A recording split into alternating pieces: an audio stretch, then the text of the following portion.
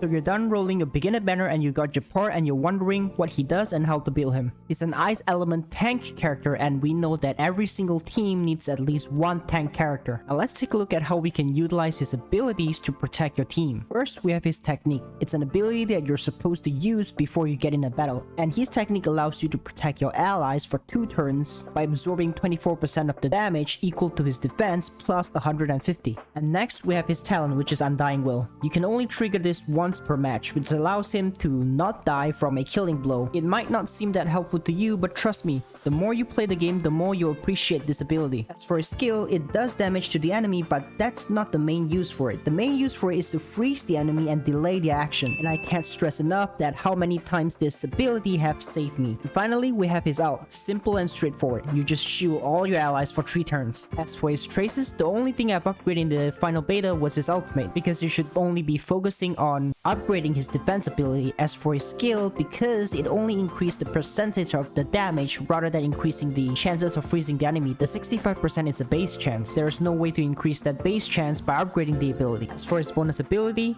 you should definitely upgrade integrity, because GEPARD has to stack defense in order to increase the amount of shield he's applying to all his teammates with his ultimate. So having a high amount of defense means that he's going to take less damage directly from enemies. So this bonus is going to increase the chances of him getting attacked by the enemy. And if your DPS has the Path of Haunt, you could see that their bonus ability decreases the chances of them getting attacked by the enemy, which makes the enemy more likely to attack GEPARD rather than attacking your DPS. For the rest of the traces, you can upgrade them later when you have extra materials. As for Lightcones, most of them would work, but I would prefer choosing the Lightcones that directly increase the defense for GEPARD. As for the 5-star Lightcone from the simulated universe, after reading the description of that Lightcone, I feel like it's much more made for the Fire Trailblazer rather than being able to use for a normal tank character, so I won't recommend using it for GEPARD. For Relics, there really isn't that much of a choice to pick, because Knight of the Purity Palace should be the best option. And for the main and substats, just stack as much defense as you possibly can. For the other 2 pieces, you could either go for Bellbog or the Pan-Galactic. The reason I recommend Pan-Galactic is that because of the effect hit rate. Effect hit rate is the only thing that would increase the chances of the enemy getting freezed by your ability. Boss characters are most likely going to have effect resistance. If the effect resistance percentage is high, even with GEPARD skill that has 65% fixed chance to freezing the enemy, it's going to be way less than that if they have a high effect resistance. So increasing your effect hit rate is the only thing that's going to increase the chances of them getting freeze. As for its Eidolon,